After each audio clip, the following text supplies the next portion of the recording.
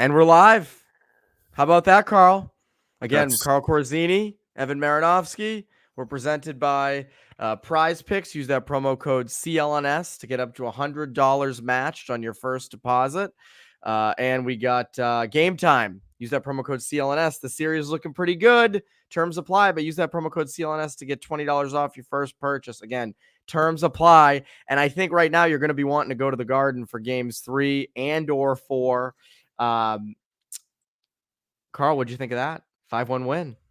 that was an impressive win. They played to their structure, created turnovers, and the opportunities they had, they finished. And and to his credit too, I think David Pastrnak through the first two periods was one of, if not the best player on the ice, not just because of the offensive chances he created, but in that first period, attention to detail, defensive zone, reverse hit, then creating opportunities. And everything that he created was off of turnovers, sticks in lanes. So I really liked his game. I just obviously had to like Jeremy Swayman, but overall that was what Boston looked like when they played in Toronto, when they won those two games. Just stifling defense, playing with a little bit of confidence, and not necessarily offensive confidence, but you can see the confidence that they have in Jeremy Swayman. Right, like 5 guys protecting around the net, understanding that nothing's getting in from the outside on Jeremy Swayman. So if as long as they do a good job of protecting that interior ice, they're going to have an opportunity to win. And they played great defense. They made a small adjustment to their neutral zone forecheck. And yeah, the opportunities they had were great. And you got secondary scoring.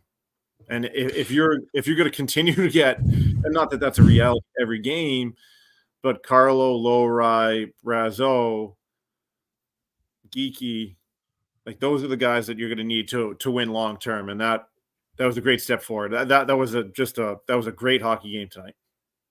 That was a gutsy win. And before I get into my my opening thought, Yeah, Carl, show the people what you got next to you. I think people are going to enjoy this.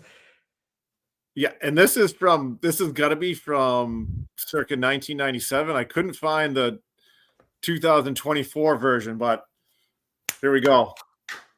Yes. Yeah. That's how we know we're in the second round now. We got the whiteboard out. Let's go. I love this. I didn't want to jinx the whiteboard. We said if we got to the second round, we'd bring out the whiteboard. I swear to God, this thing has been, so I've been at St. Mark's now 10 years. This has been in the locker room for 10 years at St. Mark's. So I don't know how long it's been in there, but it's here, and I'll explain later. We'll dive into some breakdowns. My biggest thing is, McAvoy. McAvoy and Lindholm have that bad turnover. They miss Beecher on that breakout in the second, and Tkachuk scores immediately. And it's like, all right, here it is. And that was a weird time because the Bruins had an awesome first period. They had an awesome first period, and they should have scored a couple times. But Bobrovsky was playing outstanding. And here comes Florida up 1-0. It's Matthew Tkachuk who scores. And 90 seconds later, the Bruins respond with Geeky scoring on a good offensive zone shift. And to me, that changed the whole game. And we saw that in game 7, right? Looks like Nylander ends the game. And then, boom, other way, they immediately go. So the fact that they were as resilient as they were tonight, to give up that goal and then to score 1, to score 2, to score 3 by the end of the third, to me, that's the main story of tonight. And that sort of sums up how this team has been these past at least 2 games. And we saw it a little bit during the regular season. They were a little resilient, which is good. And I think, they know how to play in close games. And every game was close against Toronto. Majority of games were close in the regular season. And it was close tonight. And they pulled away. And, one thing I remember Sweeney mentioning at the deadline was, a lot of people said, oh, the Bruins stink at protecting leads late. And it was, well, they stink at protecting leads because they can never extend leads. Yes, Court, they scored 5. This is true. I hope Punta Cana is fun. I hope Punta Cana is fun, Court. I hope Punta Cana is fun. Thank you for joining. Court and I go way back. But to me, they extended the lead tonight. They bent, they didn't break in their own zone. You mentioned Swayman, like just just his ability to see pucks right now through traffic. He's seeing everything. Like every shot from the outside, he is getting a look at, and he's reaching out and gloving them. And to me, and someone just mentioned the timeout, that timeout in the third that ended up leading to Brazeau's goal. Like it just worked tonight. Tonight worked. The Panthers looked like a team that was on a week-long layoff. The Bruins looked like a team that was coming off a big win. And I mean, that is as good as you can get. Like that is to me, that was his textbook. That's how the Bruins are going to win. Now, are they going to score 5 goals every game on Bobrovsky? No, that's not going to happen. But that kind of win, good goaltending, good defense, keeping Panthers to the outside and finishing chances. I mean, that's what you need. And they got it tonight. Yeah, they looked like a team that played a little bit looser, right? Like obviously you wanted to close out in that first round when you're up 3-1, but as it went deeper, 5-6, they started to tighten up a little bit, and you could see it in the turnovers. The Bruins, no, they're not an elite offensive team, but they possess the puck. They're able to make 5 and 10 foot passes, and they had trouble with that down the stretch against Toronto. Now, at times with McAvoy, with Lindholm, there were opportunities to make passes that they weren't able to connect on.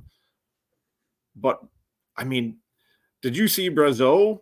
Right, like making that play, going to the net, pushing out his they didn't make that. They didn't make those type of plays in games 5, 6, and 7 against Toronto. Right, like Morgan Geekie going top shelf. So, I mean, that's the recipe for success the rest of the way. I do assume that Florida's going to make adjustments. They'll be more aggressive on their forecheck.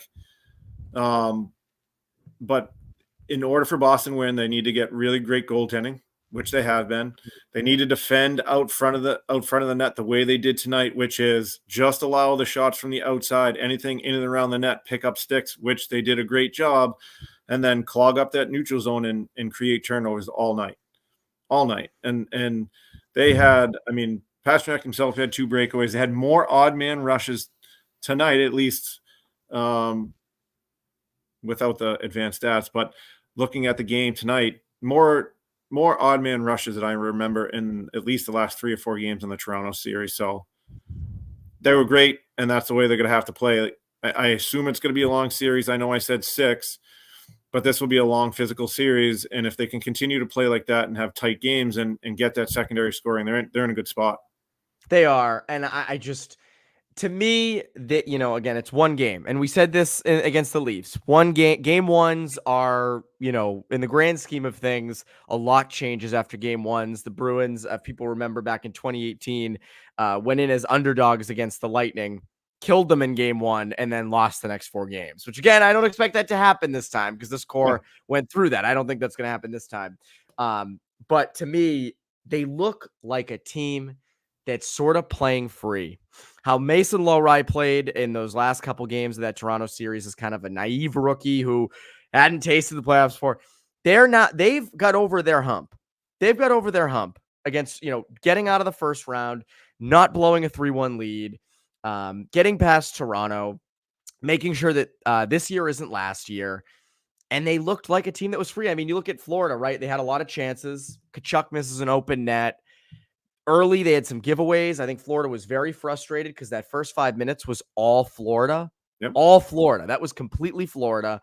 And, the Bruins immediately the next 5 minutes take it to them, and they forced turnovers. Pastrnak had a breakaway early in the game, first 10 minutes off a bad turnover. And we saw that over and over again, it felt like. And, whether that's the layoff, whether that's Florida now playing as the team with the pressure on them, and they got over their own hump. They got past the Lightning. So, they went all the way to the Cup last year. They know how to play second round hockey. But to me, like the structure of the Bruins, their ability on the forecheck to force turnovers, it was a good night. That was a good win. And, I'm very curious to see how they sort of progress because, how does Florida look in game 2? Does Sam Bennett return? What, if he does, what kind of, what does that add? Because obviously they're not as deep without Bennett. Why don't we do this? We're gonna get to the whiteboard in a second, but I want to Okay. have this conversation. I want to have this conversation first. This one. Okay. This one, goaltending. Yes. Swayman starts game 2. Oh, Swayman yeah. has to start game 2. There's no, and I've seen a lot of people mentioning they wanted Ullmark in game 1. I saw a lot of people saying this, and I mentioned this on Bruins Beat with Connor. I saw a lot of people saying Ullmark for game 1 or for game 2, and I even tweeted out. I said I want Swayman, but depending on how game 1 goes, you evaluate from there. I'm not against Ullmark in game 2. Swayman's too locked in, though. He's way too locked in to take him out. And I assume you agree with me on this. Oh, yeah, no, I 100% agree. The one thing that and you look back at the first big save that he had to make, the first 2 or 3 shots in the game, rebound control was an issue. Right? They come down the wing, takes a shot, he kicks it right back out into the slot, and then after those 2 or 3 shots, he swallowed everything up. He tracked pucks really well. I think what you were alluding to, the idea that he was finding pucks through traffic with his glove. He's really upright. So upright, meaning like when he gets into, and I don't know if you watched the national telecast, Kevin Weeks talking about. That was the only one tonight. There was no NSL. Yeah, okay, so there you go. Like the RVH. Unfortunately. When you go into the RVH, goalies have a tendency to get small. Swayman kept his chest up all night, which prevents things from going up top. And you heard Kevin Weeks talk about it on the flip side for Bobrovsky, got too low, especially on Mason Lowry's goal, and he's able to sneak that one top shelf. Like those holes don't exist on Jeremy Swayman right now.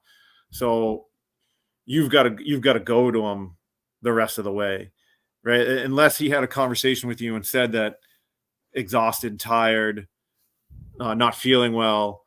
That's the only way that you would go away from Jeremy Swayman at this point. Too good. What were the final shots? 38 shots? I think it was 38. Again, like Ullmark's record against Florida was great this year. He had success against them in the first 4 games last year. I just don't care at the moment. Swayman's too locked in. You can't take Swayman out right now. And again, if he has a stinker in game 2, then you evaluate from there. I'm not like some people are saying the goalie rotation is dead. I don't think it's dead, but I'm not putting Ullmark in for game 2 at this point. I mean, you have a chance again. Like Swayman's just too locked in. And some people are mentioning like him. After a stressful scrum, he was smiling. That's him all the time. But I think it goes to show, even in the playoffs, he's still himself. He's still composed. He's still you mentioned it. After game 7, he's so confident. So, to me, Guzzi mentions 38 for 39. Like the Panthers got some great chances. And I like you, was a little nervous at the beginning. The first shot of the game, that he kicked out the rebound, but then made the save. I'm like, all right, that's great. But that rebound, ooh.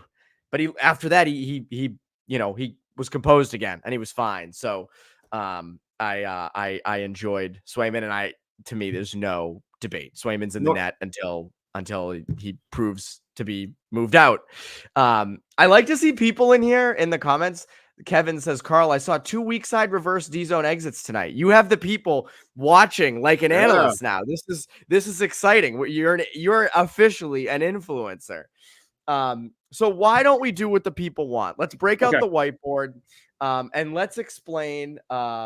Where do you want to start? What did you notice from Florida tonight that allowed the Bruins to be a little bit more successful? I love this. I feel like I'm gonna go with surprising. I'm gonna go with surprising. So Florida threw 3 different looks at you as far as a forecheck, and especially in the first period. But the forecheck they went with the majority of the game is what's called a 1-2-2. So if this is Boston's defenseman right here, the whole goal of F1, I don't know if anyone can see this at all. The whole goal of F1 is to push him inside out. So go from the goal and push him up the strong side. So this would be your F2 here. So I am trying to push this Boston defender into my other help.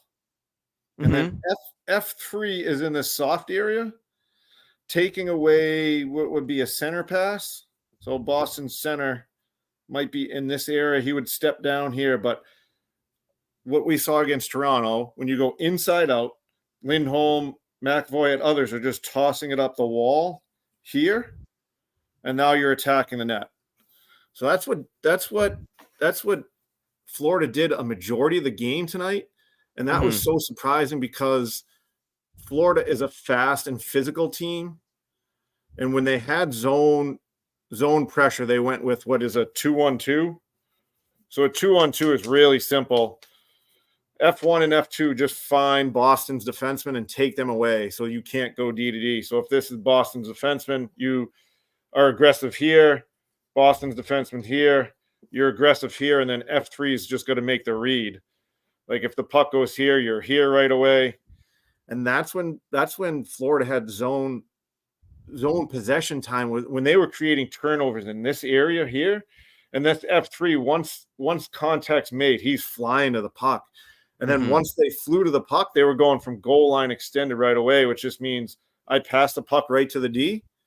And then it's just a nightmare for Boston to defend that way because Florida finishes all their hits. They create those turnovers, and then they force you to defend. But they didn't go with that the majority of the time tonight. It was all 1-2-2, trying to create turnovers in this area here on the half wall. And it gave Boston a little bit more time to retrieve pucks. Boston doesn't do a great job with shoulder checks or any sort of deception. It's not a big part of their game on the back end. So they had a little bit more opportunity to go zone exits tonight. They still turned over pucks. You think about their first goal. McAvoy's here. We're 73. Florida inside out. He tries to pass. They pick it off in this area, and then it's right over to Tkachuk in this area. I'm surprised that Florida went with the 1-2-2, that they weren't as aggressive as I thought they would be. And I think that's probably the change. Now, the one thing with that 2-on-2 aggressive forecheck is, and we talked about it in the last series, can you sustain it? Yeah. Because it takes a lot out of you. You're asking people to skate for 60 minutes. And as physical as Florida is, that's a difficult game to play. To be that physical, to pursue pucks that quickly, it gets to you. And not having Bennett, who is one of your faster and more physical players that can then, right, like I don't know who slots in. I'm naive to what Florida's roster would look like. I don't know who slots in, but that's a big loss for them. And while he's out, you've got to take advantage of that. So you're saying what Florida should do is a 2-1-2. They should Florida be aggressive. should run the 2-1-2 because they did that a lot. If I remember correctly, they did that a lot last year, and it worked. Yeah. And someone mentioned an interesting point of like, it seems like Florida was expecting the Bruins to just whip it up the strong side every time, and they didn't do that as much tonight. There were still some of those instances, but I felt like the breakouts were a little bit cleaner. There were some adjustments made. I saw, but there were still some areas of so really exciting stuff, right? I love this. This is your forte. This is your wheelhouse. Because this Florida Panther, the goal is going inside out. If he doesn't actually make contact, and because you're not going with this 2-on-2, if you have a net front D, right? If Boston has a net front D, you bring them one way, and what one of the commenters was talking about, going out the weak side, you put it off the end wall.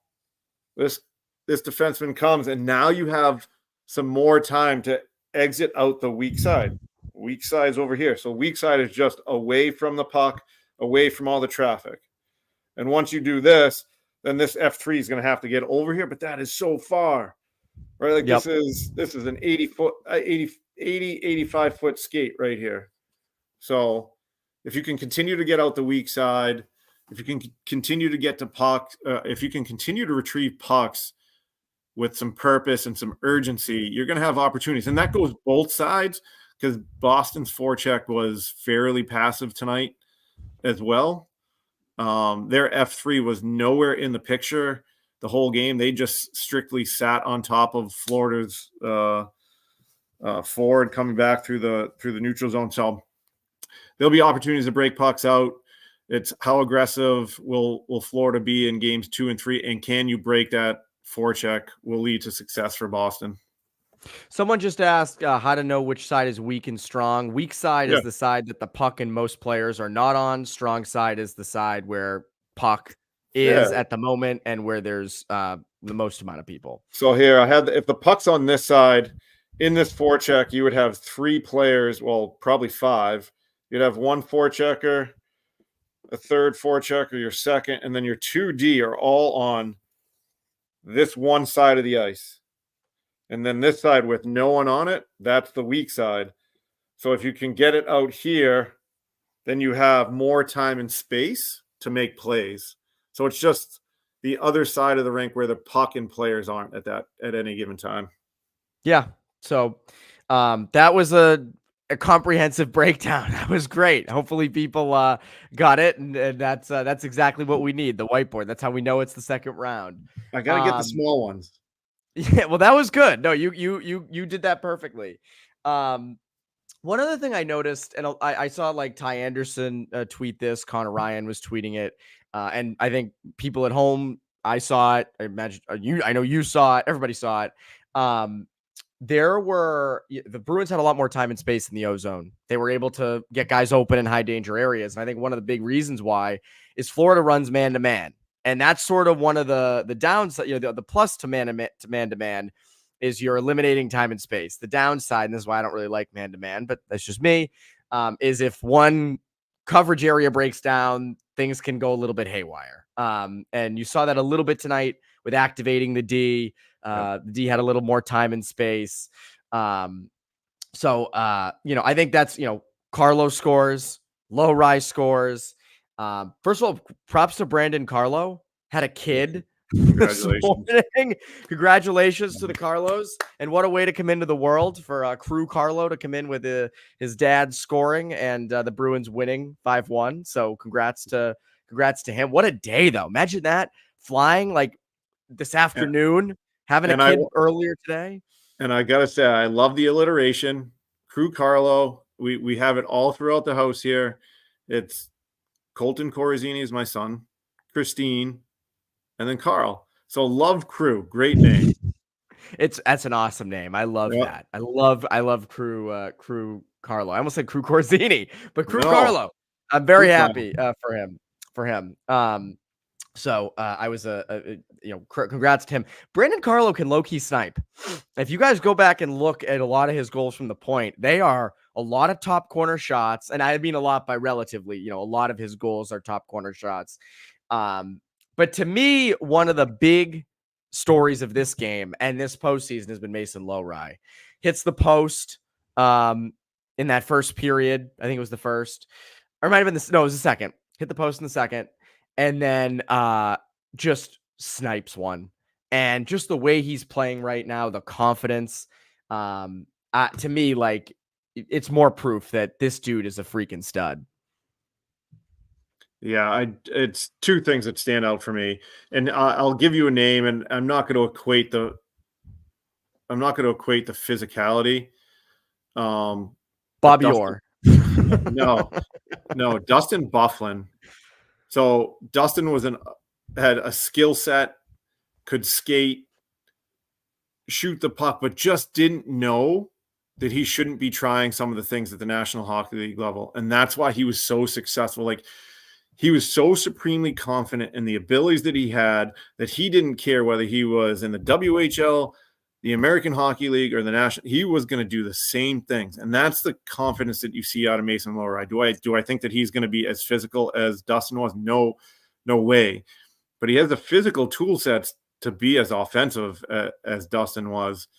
And he's just going out there and playing his game. He's not trying to change who he is regardless of the time of year. He doesn't care that it's playoffs. Now, this is the second time that he's tried that between the legs. It hasn't worked either time, but I still doesn't matter. I still love that he's trying to do it.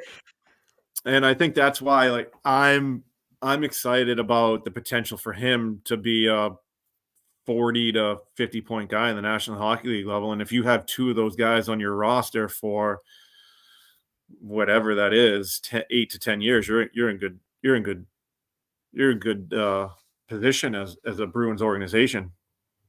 You are. And again, I tweeted it out, like, that getting him at 58th overall continues to look like a home run. And again, you got to see him do it for a full season. I think that's the big thing. Like, what is he going to look like next year?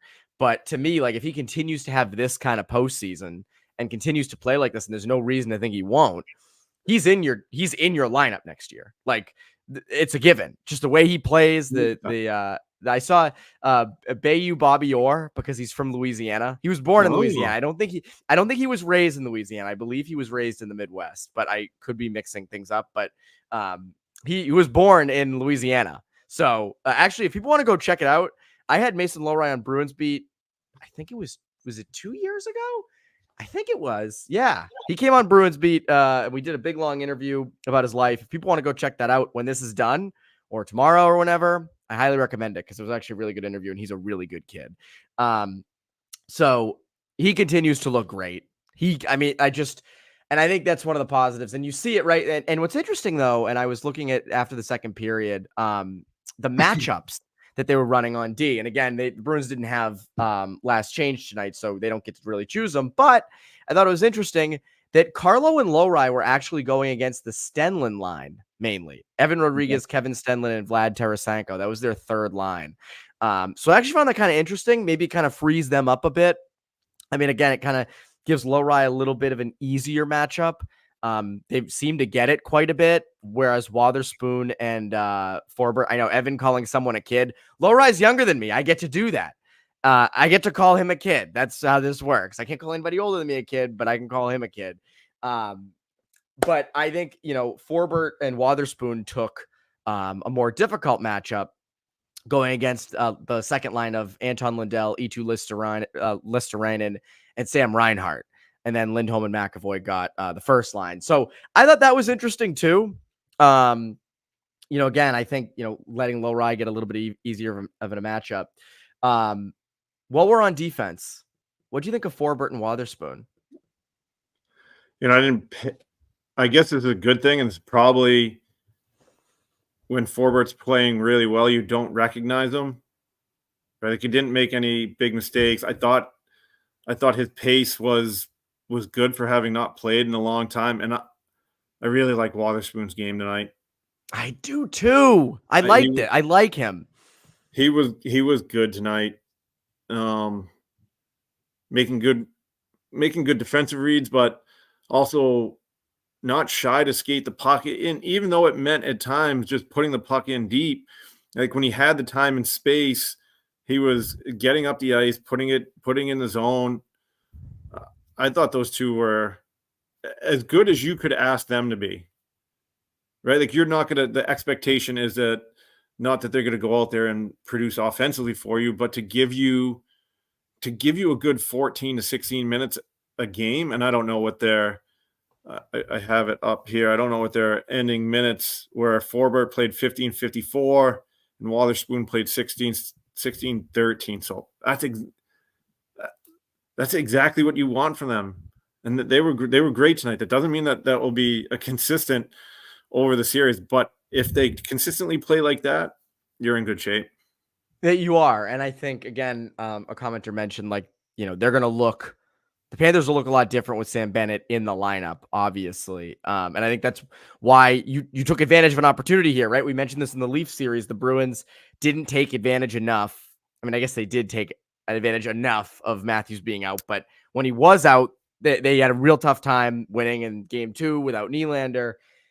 No Bennett, and they steal one in Florida. And I think that it goes back to, like, that is you own the moment. You own an opportunity. You take that. So now you're up 1-0. He comes back. You still have the upper hand, which I like. And Again, I think putting Lowry with Carlo is interesting too. Like we've seen a lot of Lowry McAvoy, but I think Lowry with Carlo's great too, in the sense that, Carlo's that responsible shutdown guy. Lowry can push the pace, break the puck out, things like that. So I like that. And I liked what your D gave you tonight. Lindholm and McAvoy had that one incident. Yep.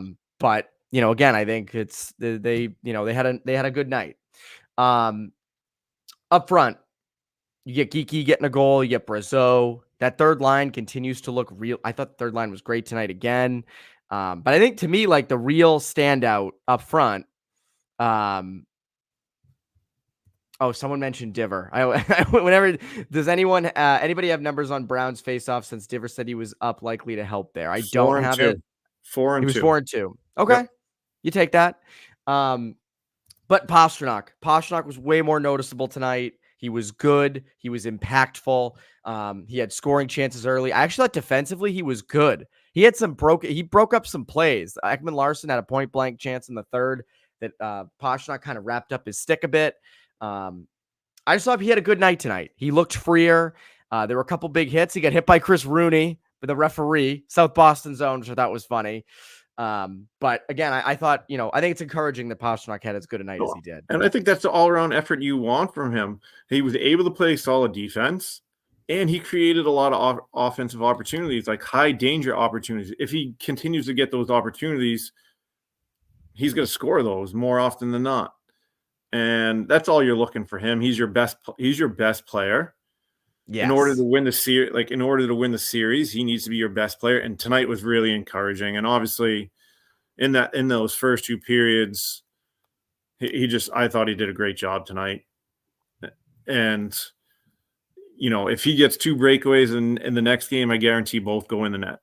Like that's just he's a really good player, and he played great tonight. And I get like some of the commenters, I think. Stephen Watts and 6 1/3 is back.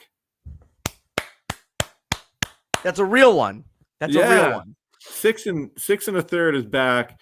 I love it. Bobrovsky, right? Like Boston scored on 3 straight shots, and was he average in the game this evening for you, right? Because he makes a huge difference in what that team's capable of doing, and probably not good enough in tonight's game to help Florida win.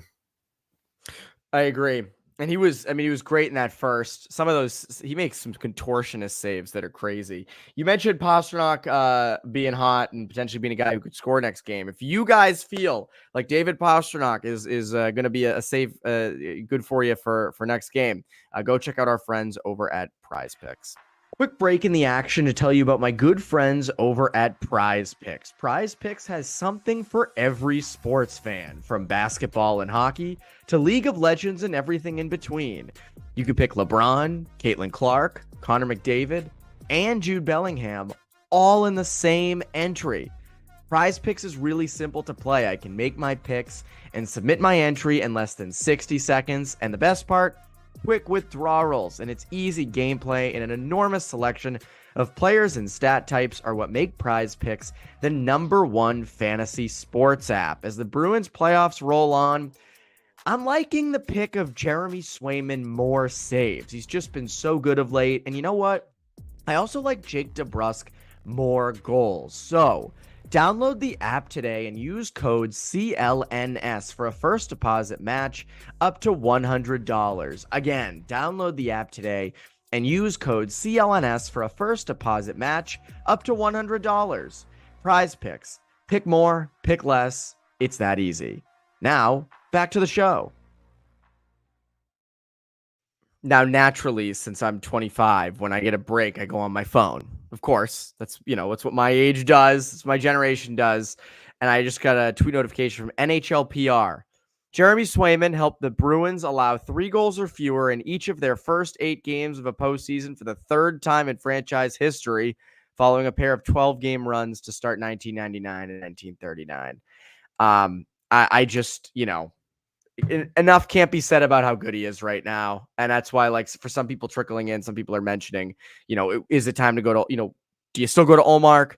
No, you don't. And you don't. It's not an indictment on Ullmark. It's how good Swayman is right now. I think, could Ullmark handle it? Yeah. And I still think we will see Ullmark. We could see Ullmark at some point in the series, but Swayman's too good right now to take him out. I know you say no. I'm saying, like, if Swayman has a clunker, which he doesn't seem to be on the hook for, but if he did, then yeah, I think you'd see Ullmark. But I don't know. I'm not ruling Ullmark No, out of the series. I'm not. no. But If he say that Jeremy Swayman had a clunker, which he's hasn't shown that he's gonna have that at this point. As a coach, you would go to him after that game. You tired, something up. You want to have some level of communication with him to say, "Do you need a day?" And if Swayman said, "No, I'm fine," he'd go right back in the net. I think you're rolling with Jeremy Swayman until he gets. I don't want to right, like until something prevents him from playing in that next game. If you understand what I'm saying, yeah, like and I don't think he's going to take himself out. Gutsy yeah, made an interesting. He thank you for grabbing this quote. Ty Anderson tweeted out a Montgomery quote: "We contemplated going with Ullmark, but when a guy is playing that well, don't outsmart yourself." That's exactly what we're saying. And I know people don't want the goalie talk right now. But that we're just kind of putting it to bed. Until Swayman struggles. And I also think, like, if Swayman had one bad game, it does hurt. I mean, you're a coach. Goalie has one bad game after so many good ones. Do you just trim the rope there and say, all right, we're going to the next guy, or do you give him a chance to rebound? no, I think he showed you to this point through 8 games that he's the best goalie in the National Hockey League. Right now, like that's what the numbers. That's what the numbers play out. That's what the eye test plays out right now. You talk to him. You okay? Do you need a day? And then you shove him right back in there. I think the good thing on the other side, and I think a few of the commenters had recognized, right, like what Bobrovsky's weakness was, and that's getting it up high, going up underneath the bar. 3 goals tonight. The one limitation that I have in hockey analysis is what structure of goaltending looks like, but he seems to, as he comes out to challenge shots, he seems to get small. And so like that, and I was talking about Swayman chest up. Bobrovsky seems like shoulders start to come in towards his chin. And so that's why, obviously, Geeky's goal, not reality, he's not in the net. But for Carlo and Lowry, those are 2 scenarios where he's shrugging his shoulders, they're tucked in, and you've got to continue to go up there all night. But the one thing for him, and you alluded to it as well, anytime you have those rebounds that are laying around, you have to bury them through the back of the net. You can't go soft, because he does make acrobatic saves, and I think he's extremely athletic. Structure just didn't look on point tonight. I think how you're going to score in this series consistently is the Carlo goal. I forget who it was, but someone was screening Bobrovsky. Again, I'm Marchand, blanking on who it was. It was Marchand. yeah, Was screening him to the point where he almost could. I don't think he saw the shot, or he couldn't get a good read on the shot. Like, to me, bodies in front is the biggest thing on him, because you're right. He's athletic. When he's down, he's going to make the save. He made that athletic, save where, like, both feet were in the air, and then he came down on his knees and made the leg stop early in the first. I think I tweeted it out, or I quote tweeted. Spoke Z might have tweeted it. But I just, to me, like, that's how you're going to get ones in on him. I think the scary part for Florida, at least right now, knock on wood, is there doesn't seem to be a way to get pucks past Swayman. Whereas tonight, I think you saw some holes with Bobrovsky that you can exploit. I think they knew that. One interesting thing about Bobrovsky, now, Bobrovsky is a Vezina candidate this year. He's been outstanding. Like, he has been terrific. He won't win it. Hellebuck will win it, but Bobrovsky's right there. It is interesting, though, that he can be inconsistent at times. There, he didn't start that series last year. He's had rough years. And you do wonder, like, obviously, he had a great year. He's had a great postseason run to this point. Could that kick in? Like, could that kind of just boom, where he isn't himself and he's more vulnerable, and the Bruins kind of figure things out? Now, are the Bruins good enough offensively to exploit this every single game? I don't know, but I think it is something to keep an eye on. Of 5 goals in game 1. What can that do for confidence? There is a kind of a clear way to score goals. You're shooting up high, and can Florida adjust? I think they can, but my real question is like Bobrovsky. Is he going to hold up? And we don't know that yet, but I'm curious, like, do you think there's any chance he does fall off? Well, I think last year he didn't get the start, right? Yep. So there's the opportunity that he falls off. I think he's someone that's played a lot of hockey. He's gonna make adjustments to his game. He's gonna make big saves. You can't. This is what I would say about game 2. You can't let him get comfortable. Mm-hmm. You've got to create that net front presence. You've got to create shots from points, and you've got to elevate on any rebound. And if you can put that seed of doubt in his head early in game 2, then it's going to be. Then I think after game 2, maybe it becomes difficult for him. But it's I mean, it's a possibility with him that he struggles at times during the series. I don't see him having 4 straight games like he had tonight. He'll get better. Like Florida will get better.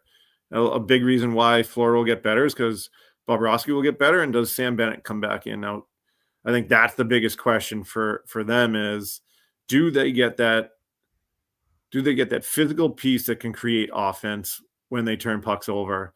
And his health will be a big part of if Florida can turn it around. I didn't, shows like how closely I was paying attention. I didn't know he was out.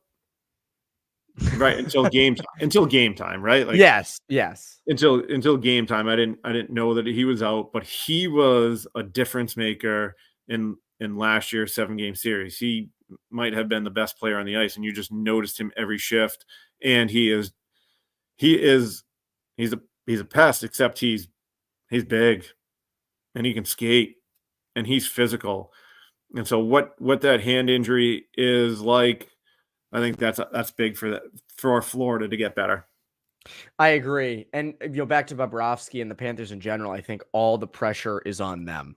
They've got to win game 2. They have to. And again, like I the Bruins have had their troubles on home ice, but if you can somehow go back to Boston up 2-0 and play a similar game plan to tonight, like, you're in good shape. And again, it doesn't have to be a 5-1 win. Doesn't need to be that, I mean, it can be just finishing a couple chances. And I go back to, like, I think it's encouraging that Pastrnak looked as good as he did tonight. I do. I think that bodes well. I know, just like game 1 against Toronto, they got a lot of secondary scoring, but I think unlike game 1 against Toronto, there were chances for the top guys. Coyle made a phenomenal play on Carlo's goal. Robert Hewlett makes a point. Carlo gets the jacket tonight, right? I would have to think. You get a kid probably up all night. Imagine that, Carl, like 24 hours, you're up. Then you got to go down to Florida, play crazy minutes in a playoff game, score a goal, like game 1. I mean, that is phenomenal. He's going to probably sleep like a baby tonight. No pun intended. Yeah. Colton wakes up at 6:43 here in Framingham, Massachusetts, and I have a difficult time running a 80-minute U.S. history class at 8:30 in the morning. So I can't, and that there's no physical activity involved in me teaching. I can't imagine being up all night, which is what he probably was, took a flight, got to the rink at 6 and played legit. I know. He was good. He was good. He's been great. He's been, I think, their most consistent defenseman across the last 8 games, at least the last 8 playoff games. Can I answer a question from one of the commenters? Anyone more due for a goal than Coyle? I think Pavel Zacha's right there with him. Oh, neck and neck. Yeah. Oh, yeah. The two of them. Oh, yeah. I will give credit. So Carlos said on an ESPN interview after the game that his son was born at 3 a.m. last night. Oof. Oh, my God. Oh, I didn't see that. Holy crap. I must not have the ball. I must not have been in the room at that time. My God. But the pass from Coyle up to Carlo on that goal was great. And I think it's those types of plays, right? Pasternak's chances, Coyle's pass there to Carlo, Marchand with the smart screen. I just, like, you didn't get a ton of goal. You didn't get goal scoring out of the top 6 tonight, but you had chances and it's there, right? They got robbed a couple times, but you get your secondary scoring. They picked it up. One guy I've loved of late, speaking of secondary scoring, is Trent Frederick. I love, and Carl, this is kind of a whiteboard topic. I know you'll love this too. Okay. Trent Frederick is great at getting above the play. He's, to me, from what I've noticed, he's great at getting above on the forecheck and stymieing that breakout and keeping the play in or freeing up possession of the puck. And I've liked it. I think that's a big reason why that third line has been as successful as it has been over the past couple games. I think you have something there. Have something in this series, have something moving forward, or you're just excited in general about the way he's been playing through the playoffs? I think both. I think how he's been playing, and I think that's a sustainable. I mean, if you're just going to play smart hockey, that's up to you. You know, it's not like the puck going to the net. Like I think he's been. I think it's really encouraging going forward how he's been as a center on that line. Yeah, and I think he knows what his limitations are. I think he's a really smart hockey player. I don't think there's much wiggle to his game in that. Like, he knows that he's a north-south hockey player. He's got to play physical, but he's got to be smart. So being above the puck, and someone says, reminds me of PJ Axelson. There was no one smarter and a better defender than PJ Axelson. Always in the right position. I think what you're talking about, always limiting offensive chances of the other team just by positioning. So Trent Frederick's been great in the playoffs, and anytime you can get additional offense from him, which he gave you a little bit in that Toronto series, you can't really ask much more than that from him. Like, and it's good. This series is set up for him to be successful because this is physical. It's going to be station to station hockey. There isn't a ton of free flowing offense where teams are making you miss through the neutral zone, right? Like, I think Florida and Toronto are neck and neck for zone entries being dumps. So it'll be a north-south game, and it'll be physical, and Trent Frederick will be right in the middle of it, I would imagine, almost every game. I think he will, and you saw it at the end, getting in scrums. You know, it's going to be kind of his game. Our friends over at Game Time, I want to make sure we fit this in because this is applicable. I think people could, if they want to go to game 3, 4, or 6, or if you're down in Florida, you want to go on a little trip. Here's a quick word from our friends over at Game Time. Quick break to tell you about my good friends over at Game Time. I am very excited about the NBA playoffs, and what's awesome is here in Boston, TD Garden is the best atmosphere for a playoff game. Thankfully, we have Game Time, which is an authorized ticket marketplace of the NBA, which makes playoff tickets even faster and easier. Prices on the Game Time app actually go down the closer it gets to the tip-off. And with killer last-minute deals, all-in prices, views from your seat, and their lowest price guarantee, Game Time takes the guesswork out of buying NBA tickets. Maybe it's the NBA playoffs or it's the NHL playoffs. The same is true with the Bruins. TD Garden gets so fun during this time of year, and you want to be there. The Bruins and Celtics are in pursuit of championships, and as the rounds go on, the crowd gets better and better. Nothing beats it. And with Game Time, there's last-minute deals. Save up to 60% off buying last-minute tickets for sports, concerts, comedy, theater. There's flash deals. Save even more with exclusive in-app deals on select seats ahead of the game or event. And there are zone deals. Save even more when you choose a section and let Game Time choose the seats. Again, take the guesswork out of buying NBA tickets and head over to Game Time. Download the Game Time app, create an account, and use code CLNS for $20 off your first purchase. Terms apply. Again, create an account and redeem code, again, CLNS. I can't be more clear about that. Use code CLNS for $20 off. Download Game Time today. Last minute tickets, lowest price, guaranteed. Now, back to the show. So again, Bruins up, Bruins win 5-1. Yes, Gucci, CLNS. I see Mason Lowry is getting Bobby Orr comps in the chat, which I think is awesome. That is, to me, like, I'm not shutting that down. I'm not shutting that down. The vibes are high. The Bruins won game 1. You want to think Mason Lowry is Bobby Orr? Feel free. I'm fine with that. I'm not going to pour water on that. But in terms of this series, right? Bruins are up 1-0. They're in the driver's seat. I still don't think they have pressure on them. What do you think Florida changes or should change going forward? I know you mentioned the 2-1-2 earlier. Is that somewhere Yep. that you would start? Yeah, I think you're a team predicated on forcing turnovers. You force turnovers by being physical. The 1-2-2 forecheck, which they ran a majority of the time, doesn't allow them to be overly physical. Only that one forechecker can be physical. Mm-hmm. So I'm going to make the assumption that you're going to force Boston to go D to D, and that way the two forecheckers can be physical and lay hits on Boston's defensemen. If you take a look at the stats tonight, I think it's Charlie McAvoy, and that is the object of their desire. Like he took 11 hits this evening.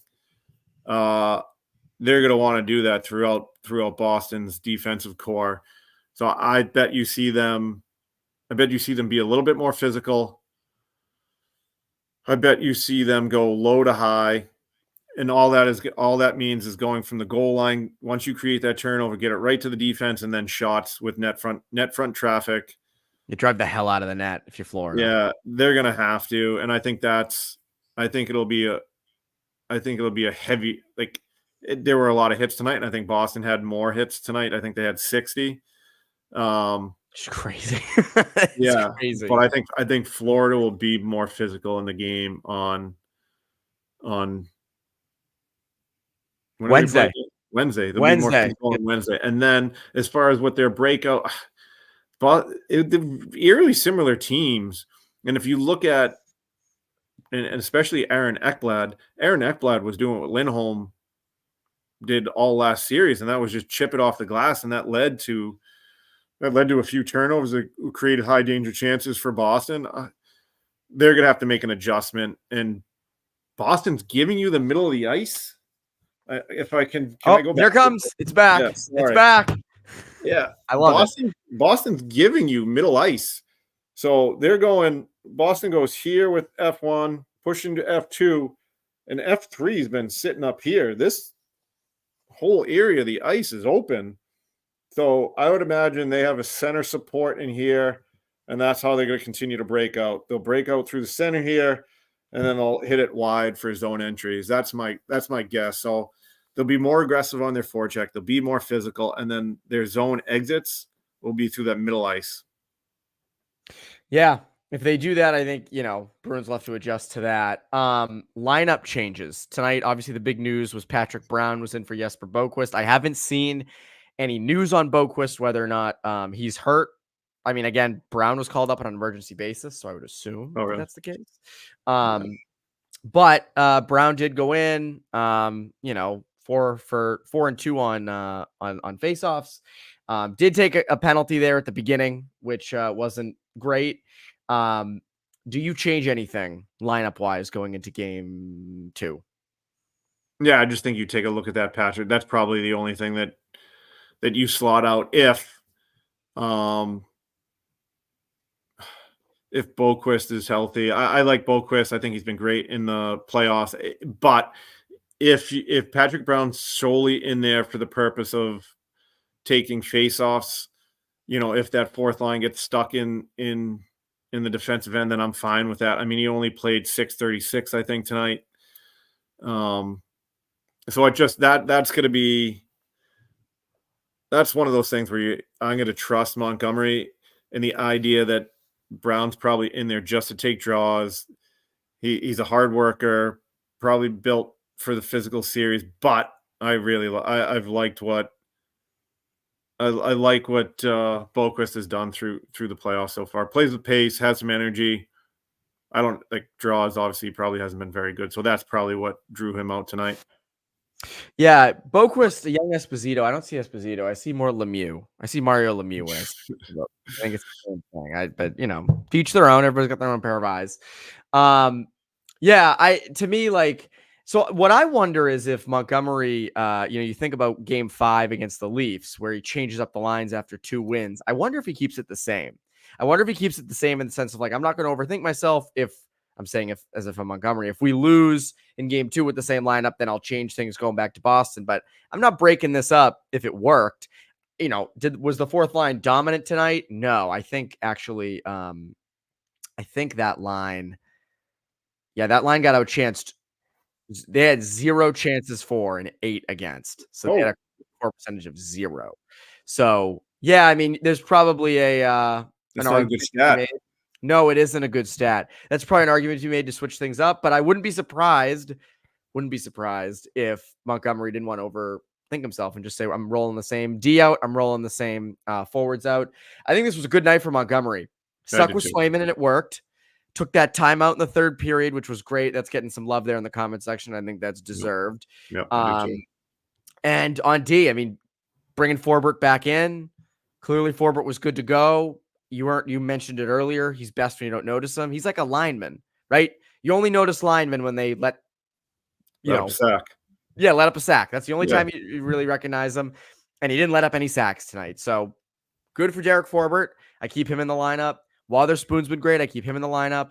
People have asked about Peak. I know he was at practice. He was at morning skate today with Grizzlick. So I'd assume he's at least close. But again, I think your defense worked tonight. Your defense was good. Your goaltending was good. And up front, it just comes down to, do you want to put Boquist back in for Brown? You'll lose more faceoffs, but you'll probably push pace a little bit more. And I've liked that fourth line. So, I mean, it is going to sound annoying. I'm fine with either, but it wouldn't shock me if Montgomery just rolls the same lineup back because of what happened in game 5. So that's what I would expect. Yeah, I would expect him to. If you're 8-0 in chances, I would expect that he makes some changes to that fourth line. I'm just going to I'm going to guess that Boquist slots back in. I would too. And that'd be my guess. I love about Montgomery's timeout call. It was proactive, right? Like you weren't reacting to a goal against, and then you put your team in a situation where you're like that timeout, you're kind of doubting yourself at 3-2, at 3-1. He makes the timeout call like, hey, let's get out here and get back to our skating game, I'm guessing is what he's saying. And the team responds to it, right? So yeah, a proactive timeout every once in a while is really good, and that's well done by him tonight. That's why to me, and I know it's one game. So again, we are pro not overreacting to game ones, but it is interesting the way they played, as structured as they played, and Montgomery's coaching decisions coming in, Montgomery's timeout decision there. I just wonder if, and I mentioned this at the start of the show, sort of a haze has been lifted and they are more free. And it's like, hey, you know what? We've got to this point. We know how to win it. Montgomery mentioned after game 7, now you know what it takes. I just wonder if it was a monkey off their back with that first round exit, getting past it after last year. And now it's just, let's just keep doing the same thing. And because again, calling that timeout in a playoff game, up 2 goals, you were pinned in your own zone for a while, but you hadn't given one up yet. There's a lot of coaches who think I want to save that timeout in case Florida really launches a comeback and scores. And then, I want to call a late game timeout. He did it then. That takes confidence. That takes guts. You know that. So again, I think that I'm curious to see how he evolves throughout the series, because he was, he was terrific in those first 4 games, got outcoached in game 5 and 6. And then, game 7, he obviously got the last laugh, but I think it was a good night for Montgomery in game 1. And I think it's a good sign going forward. And I think that's his thing, like game 2. And some of the commenters talking about how important game 2 is. I think you'll see how desperate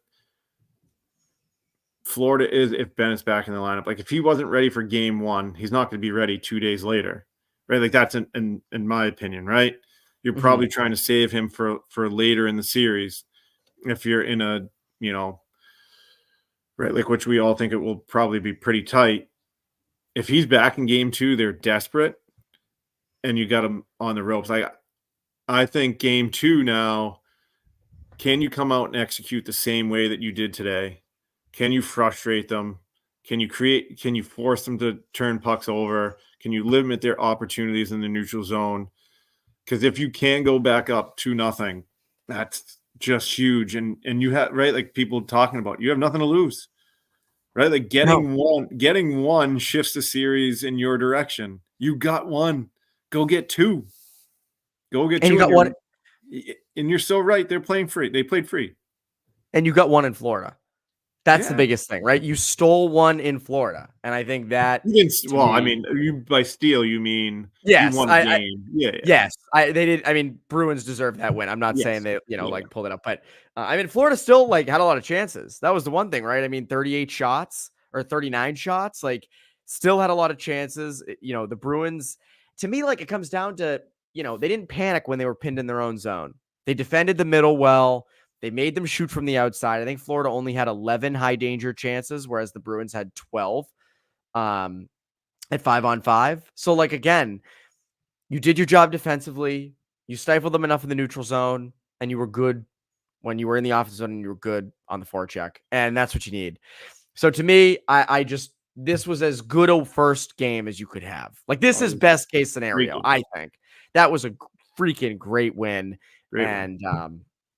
Yeah. Do you have any other leftover thoughts you want to hit on before we head out?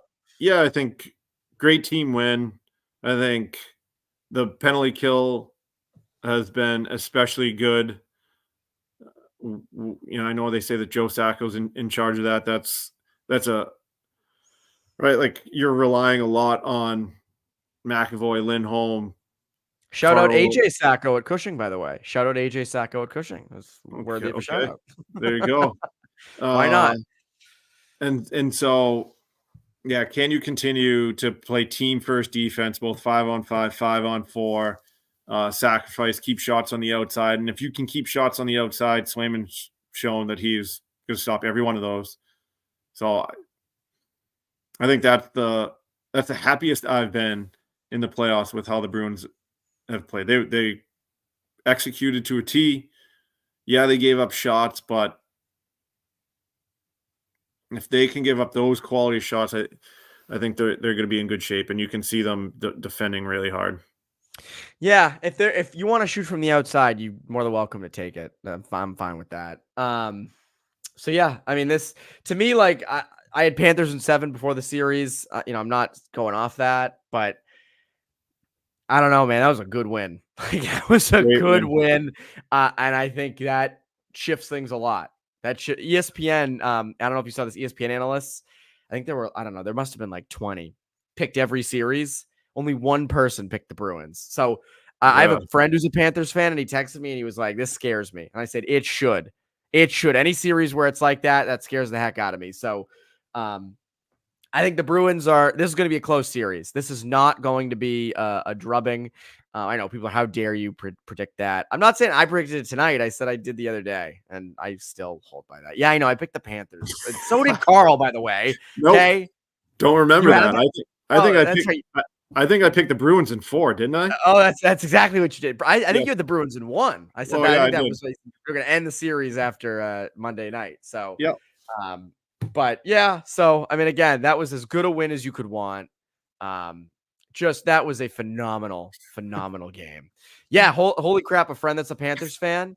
Yeah, I know, right? And he, you know what? He grew up. I worked with him at NCAA.com. He grew up in that area, so he's a Heat, Dolphins, Panthers, and Marlins fan. I had never ever met someone. I never met a Marlins fan. I never met an actual fan of those teams. So it was a really, it was fascinating, and I respected it. I was like, you know what, dude? Good for you. Like, no, you're like one of 50, but good for you. So, yeah, I mean, again, that was a good one. I know people are all mad that I picked the Panthers in the series. Reverse jinx. Maybe it's a reverse jinx, guys. There you go. I thought the Leafs were definitely going to win Game 7. So, yeah, I mean, if I pick the Bruins, you should be scared. That's what should happen. So, yeah, that's any other thoughts, Carl, before we head out? You got everything? Now I'm just really looking forward to Wednesday night. Yeah, so am I. Like you so can am I. Sit back and watch the game and enjoy it. And yeah, that was a great win tonight. That's all. That's I mean, again, how can you not feel great after this? And they came to play.